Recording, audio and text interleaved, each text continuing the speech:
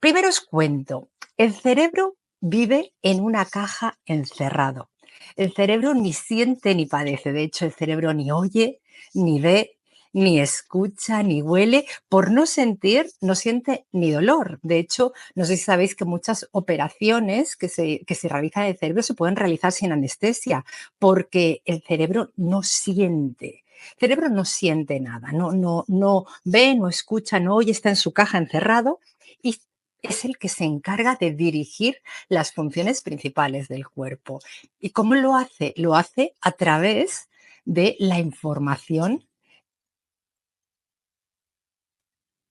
del cuerpo. Es decir, nuestro cerebro necesita el cuerpo para sentirse vivo, ¿no? De alguna manera, esa idea de poder sacar el cerebro de una persona y que interactúe fuera en un frasco, eso es imposible. El cerebro necesita del cuerpo, porque el cuerpo es quien le da la información de aquello que pasa. Y ahora os vais a quedar muertas y muertos, porque os cuento que el cerebro recibe la información a través de nuestros 8 sentidos. Y me diréis, Nuria, te has inventado 3, ¿no? Porque los sentidos siempre han sido vista, oído, olfato, gusto y tacto. No, esos son los estereosentidos. Pero tenemos 3 sentidos más. Tenemos la propiocepción, que es la capacidad que tiene nuestro cuerpo de saber en qué lugar está cada una de sus partes en todo momento. Si tú cierras los ojos y te digo que te toques la nariz, te vas a ir directo a tocar tu nariz. Tenemos capacidad de saber dónde están nuestros órganos, tanto internos como externos, en todo momento. La estereocepción, que es la capacidad que tenemos de localizarnos en un espacio y en un tiempo y en un lugar, la capacidad que tenemos de levantarnos y no darnos un golpe con la mesa. Yo soy torpe y me lo doy siempre, pero hay una capacidad que es de localizarnos, ¿no?, en el mundo. Y después tenemos el sistema vestibular, que es el sistema del equilibrio y que se considera un sentido más. Es decir, que toda la información que recibe el cerebro la recibe a través de nuestros sentidos. Pero tenemos que entender que el cuerpo y el cerebro hablan idiomas diferentes. El cuerpo habla más emocional y el cerebro es absolutamente química, con lo cual necesitan un traductor entre ellos. Y los traductores que trabajan en ese empeño entre que el cerebro y el cuerpo se entiendan son lo que conocemos como neurotransmisores y hormonas. ¿Qué ocurre? Que como ocurre en todos los sitios donde se hablan muchos idiomas y hay intérpretes, a veces ese lenguaje o la interpretación del mismo puede llevarnos a errores.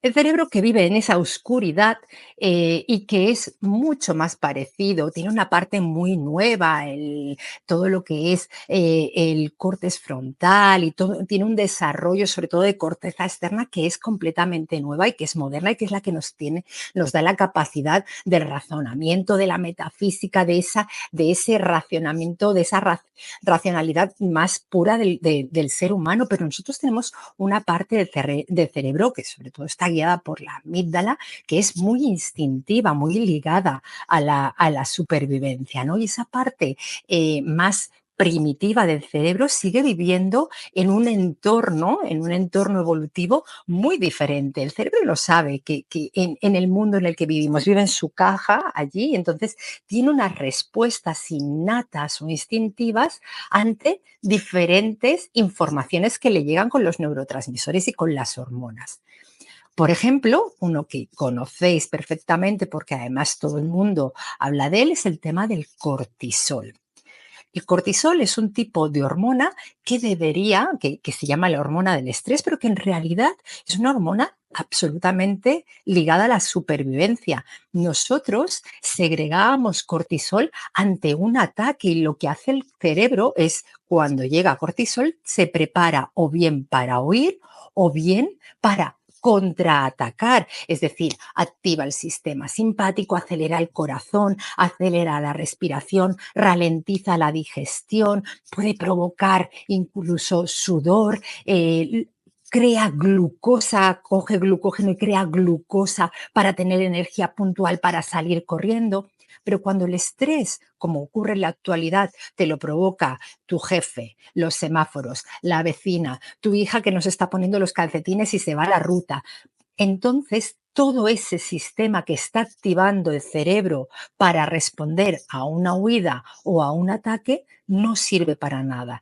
Y todo tiene que volver a su lugar y eso no es tan fácil. Ese pico de glucosa de repente tiene que desaparecer, tenemos que ralentizar la respiración y todo eso va generando al final una especie de residuo oxidativo que nos está enfermando. Y sencillamente es una diferencia entre aquello que pasa en realidad y lo que el cerebro identifica que está pasando. Igual que con el estrés nos pasa con la alimentación. Y hoy os voy a hablar de la famosa dopamina, que ahora todo el mundo habla también de la dopamina, que la habréis escuchado en redes y tal, y que es la hormona o el neurotransmisor del placer. Mucha gente me dice, ah, es la de la felicidad. No, la serotonina es la felicidad, la dopamina es el placer. Y es un tipo de neurotransmisor muy ligado a los mecanismos de recompensa del cuerpo. ¿Qué son los mecanismos de recompensa del cuerpo? Pues como seres torpes que llegamos a este planeta a intentar sobrevivir, hacíamos muchas cosas que nos llevaban a una muerte segura. Entonces, el cerebro estableció unos sistemas de recompensa y de castigo para que dejáramos de hacer unas cosas y empezáramos a hacer otras. Es decir, pues el darte con la cabeza golpetazos contra un árbol provoca dolor, con lo cual no lo vuelves a hacer. Sin embargo, comer alimentos que nutricionalmente eran muy ricos en energía nos daba placer. Eso lo que hacía era procurar nuestra supervivencia. Entonces, el cerebro libera dopamina siempre que encuentra un alimento muy rico en fructosa, glucosa, en azúcares. ¿Por qué? Porque en el medio del que nosotros provenimos, evolutivamente hablando, ese era un bien escaso, no había mucha fruta o no había muchos panales de miel o no había, entonces cuando lo encontrábamos, eso nos daba placer porque era un sistema con el que el cuerpo iba a poder tener energía rápida, pero además con el sobrante iba a poder crear grasa que nos permitiría sobrevivir a cuando no hubiera comida. Pensad que la grasa que creamos no deja de ser un almacén de energía para otros momentos en que lo necesitemos. Pero actualmente, ¿qué ocurre? Actualmente ya la disponibilidad del azúcar está en todos sitios, hasta el jamón serrano tiene azúcar. Y al final, el cerebro, que no lo sabe, sigue dándonos dopamina cada vez que tomamos ese azúcar.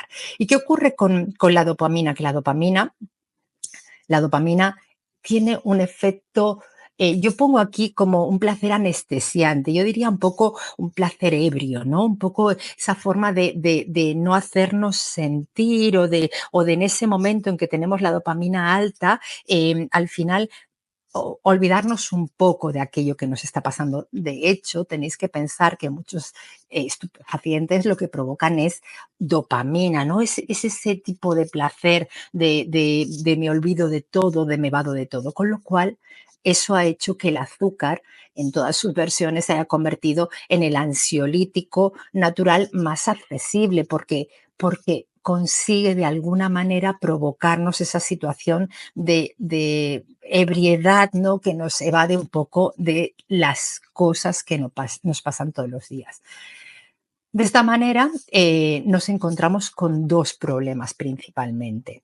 El primero es la montaña rusa de la glucosa, y es que cuando nosotros recurrimos a la glucosa, al azúcar, a los alimentos de alto índice glucémico, no solo es el azúcar, es cualquier alimento que provoque un pico de glucosa en el cuerpo, lo que al pico de glucosa lo que le corresponde, lo que le sigue es una hipoglucemia reactiva. Entonces llegamos y nos comemos el croissant de la mañana, ¿no? Porque yo me lo merezco, porque encima tengo que ir a trabajar. Entonces me como el croissant y a las 2 horas tengo una hipoglucemia reactiva. Es decir, el cuerpo ha cogido todo ese azúcar, la ha gestionado rápidamente y lo que tenemos ahora mismo es una bajada. Tenemos los niveles de azúcar por debajo de lo necesario. Entonces el cuerpo te vuelve a requerir azúcar y vuelves a comerte unas galletitas a media mañana y esas galletitas vuelven a pegarte un bajón y tienes que llegar casi a rastras a la comida. Y esa es la montaña de la glucosa, la montaña rusa de la glucosa que se va produciendo en el cuerpo. Pero segundo y más importante es que el cerebro se puede convertir en un adicto. ¿Por qué? Porque la dopamina, cuando llega al cerebro, de alguna manera lo que hace es inhibidora de las dendritas de las neuronas. Y eso es algo un poco complicado, pero para que entendáis, como os he dicho, la dopamina también es el neurotransmisor de muchos estupefacientes. Cuando en las dendritas de las neuronas lo que hacen es contraerse, lo que necesitas es cada vez mayor cantidad de ese elemento que te genera placer para conseguir el mismo placer que antes. Es decir, donde antes con una galletita estabas saciado y ya estabas contento, ahora necesitas dos y después necesitarás tres, porque cada vez la neurona se hace más, al final, más adicta a ese azúcar, se hace menos sensible y necesita mayor cantidad de azúcar o de hidrato de carbono de rápida absorción para sentir ese pico de placer, ¿no? Y esa sensación un poco de embriaguez y de pasotismo y de yo me curo, ¿no? La típica escena de me ha dejado el novio de las películas americanas y estoy con el cubo de helado de Häagen-Dazs comiéndomelo, ¿no? Y llorando sobre el cubo de helado. Pues ese efecto es el efecto ansiolítico que tienen los azúcares, pero que en realidad está muy basado en un sistema de supervivencia ancestral que ya no existe y que lo que está provocando es que nos hagamos adictos a un azúcar, que ese azúcar con los picos de glucosa se sirva para generar grasa y nos esté provocando inflamación permanente y al final un estrés oxidativo muy importante. Para tener un cerebro feliz, lo que tenemos que tener es una alimentación equilibrada, evitar los picos de glucosa y practicar deporte. El deporte genera endorfinas que también son al final unos neurotransmisores de felicidad es una felicidad como más eufórica y tal, no tan embriagante como la dopamina, no, es mucho más activa. Tener una buena higiene del sueño, dormir bien, que activa el sistema linfático y nos ayuda a limpiar todo nuestro cerebro de residuos oxidativos y meditación y técnicas de autocuidado, como nos ha estado contando Natalia en su presentación anterior. Entonces ya sabéis que muchas veces cuando tenéis ese tipo de necesidad de comer azúcar, se debe sobre todo a que vuestro cerebro piensa que estáis necesitados de energía rápida. Controlar esas necesidades de glucosa continuada hace que el cerebro también se entrene. El cerebro se entrena y es muy capaz de adaptarse al ambiente. Si vosotros le decís que no hay acceso a ese tipo de alimentación, él puede absolutamente sobrevivir sin necesidad de ello. Y bueno, yo también os quería contar que yo también me estreno en Nagare con un curso de alimentación antiinflamatoria donde vamos a ver un poco qué es la inflamación, por qué vivimos en cuerpos inflamados, qué es la diferencia entre una inflamación aguda y una inflamación crónica, por qué la alimentación juega un factor importante en la inflamación y también cómo a través de cambios en nuestra estructura nutricional, con ejemplos de platos, de organización de menús y tal, podemos jugar un papel importante en la inflamación de nuestro cuerpo.